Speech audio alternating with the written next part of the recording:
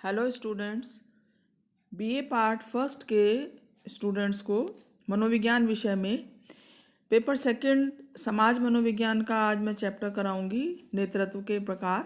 इससे पहले वीडियो में ये चैप्टर मैं शुरू करा चुकी हूँ आपको, जिसमें मैंने आपको बताया था नेतृत्व की परिभाषा, नेतृत्व किसे कहते हैं और नेतृत्व की विशेषताएं कौन कौन सी होती हैं। आज इस वीडियो में मैं आपको बताऊंगी नेतृत्व के प्रकार। नेतृत्व कितने प्रकार के होते हैं, इस संबंध में अलग अलग मनोवैज्ञानिकों ने अपने वर्गीकरण दिए हैं। तो उस आधार पर नेतृत्व के प्रकार हम यहाँ पर पढ़ेंगे। तो इसमें बोगार्डस ने जो सबसे पहले नेतृत्व का वर्गीकरण किया है, उन्होंने जो बताए नेतृत्व के प्रकार वो इस प्रकार है। सबसे पहला है प्रत्यक्ष एवं अप्रत्यक्ष नेतृत्व। प्रत्यक्ष नेतृत्व में नेता का अपने समूह से प्रत्यक्ष संबंध होता है और वह अपने समूह के सदस्यों की समस्याओं और आवश्यकताओं को समझता है और समाधान कर सकता है। दूसरी ओर प्रत्यक्ष संबंधों के कारण उसके अनुयायी भी उसको अपनी कठिनाइयां बता सकते हैं और समाधान प्राप्त कर सकते हैं। दूसरी ओर जो अप्रत्यक्ष नेतृत्व होता है, उसमें नेता का उसके अनुयायियों के साथ कोई प्रत्यक्ष संबंध नहीं होता, परंतु वह अपने विचारों से लोगों को प्रभावित करता रहता है और इस प्रकार अप्रत्यक्ष रहकर इस प्रकार के जो नेता हैं वो अपना काम करते हैं। जैसे बड़े बड़े लेखक, वैज्ञानिक, विचारक जो हैं इसी प्रकार के जो नेतृत्व के अंतर्गत आते हैं। दूसरा जो नेतृत्व का प्रकार है वो है सपक्षी और वैज्ञानिक नेतृत्व। सपक्षी नेता अपने समर्थकों के पक्ष में कार्य करता है, इसीलिए इसका नाम पड़ा है सपक्षी। दूसरों के सामने वह अपने समूह की अच्छाइयों की ही चर्चा करता है और बुराइयों की नहीं। इस प्रकार की चर्चा का एकमात्र उद्देश्य यही रहता है कि उनके समर्थक या समूह के अन्य लोगों से वो श्रेष्ठ हैं। आजकल के राजनीतिक नेताओं में इस प्रकार की विशेषज्ञता देखी जा सकती है। वैज्ञानिक नेतृत्व सत्य और न्यायप्रियता पर आधारित होता है और इस प्रकार का नेतृत्व अपने समर्थकों की अच्छाइयों और बुराइयों दोनों की ही चर्चा करता है।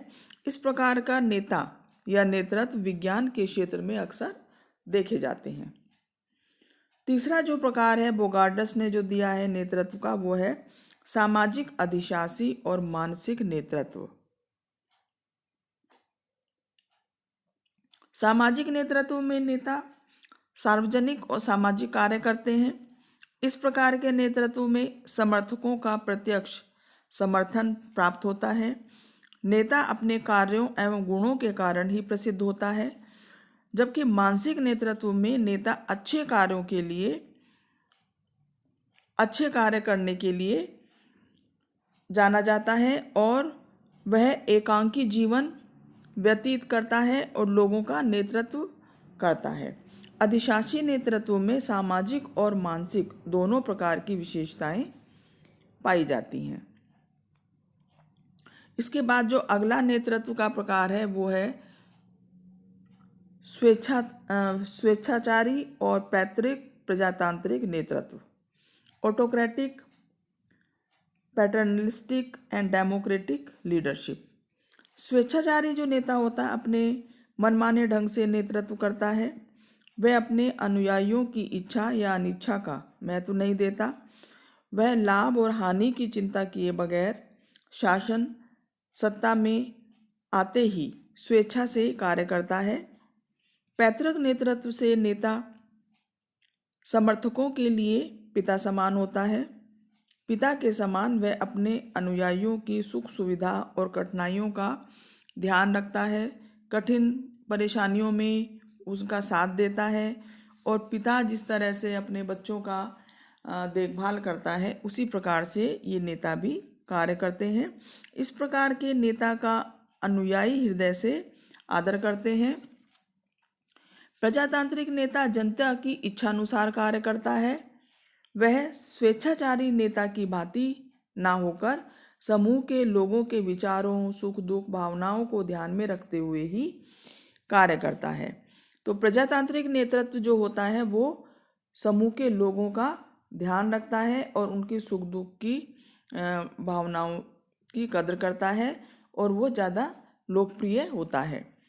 अगला जो नेतृत्व का प्रकार है वो है नेतृत्व विशेषज्ञ। इस प्रकार के नेतृत्व में संत, पैगंबर, विशेषज्ञ, स्वामी, मालिक आदि आते हैं, बॉस वगैरह। पैगंबर लोग आध्यात्मवाद में विश्वास करते हैं और अलौकिक शक्ति का प्रतिनिधित्व करते हैं। लोगों को ईश्वर का दूत या ईश्वर का ही रूप उनमें दिखाई देता है। संत लोग ईश्वर भक्ति और अपने पवित्र जीवन द्वारा लोगों को आकर्षित या प्रभावित करते हैं। विशेषज्ञ जो लोग होते हैं किसी कौशल आदि के द्वारा लोगों का ध्यान आकर्षित करते हैं और वो किसी न किसी कला कौशल में दक्ष होते हैं, जिसके कारण लोग ऐसे लोगों के अनुयायी बन जाते हैं। मालिक या बॉस जो लोग होते हैं वो चतुराई के कारण दूसरे लोगों को अपनी ओर आकर्षित करते हैं। तो ये विभिन्न क्षेत्रों में जो विशेषज्ञ लोग होते हैं वो नेतृत्व का काम करते हैं, जिसमें संत, पैगंबर, विशेषज्ञ, बॉस ये सभी लोग इसके अंतर्गत आ जाते हैं। इसके अलावा जो अगला जो वर्गीकरण है वो किम्बल यंग ने दिया है। किम्बल यंग ने नेतृत्व के अनेक प्रकार बताए। इसमें जैसे सबसे पहला उन्होंने नेतृत्व का प्रकार बताया वो है राजनैतिक स्वामी या पॉलिटिकल बॉस। चुनाव के संघर्ष से इस प्रकार के नेता उत्पन्न होते हैं जिनको राजनीतिक स्वामी हम कह सकते हैं, पॉलिटिकल बॉस। इस प्रकार के नेता सत्ता के इच्छुक और गुटबंदी और संघर्ष या राजनीति में माहिर होते हैं। इनमें विरोधी की उपस्थिति में भी अपनी नेतागिरी बनाए रखने की खास योग्यता होती है। अपने बल को संगठित रखने की भी इनमें योग्यता होती है। दूसरा इन्होंने बताया नौकरशाह। नौकरशाह जो नेता होते हैं वे अपने व्यवहार और दैनिक कार्यक्रम में चतुर होते हैं। ऐसे नेता वह हैं जो सरकार चलाते हैं, ब्यूरोक्रेट जिनको कहते हैं, स्वयं निर्णय नहीं लेते हैं। यह लकीर के फकीर नेता नियमों और कानूनों पर निर्भर होते हैं। ये अपने अफसरों की मक्खनबाजी करते हैं। एक अध्ययन में मैक्स वेबर ने 1950 में यह देखा कि इस प्रकार के नेतृत्व में सेवाओं का बंटवारा होता है।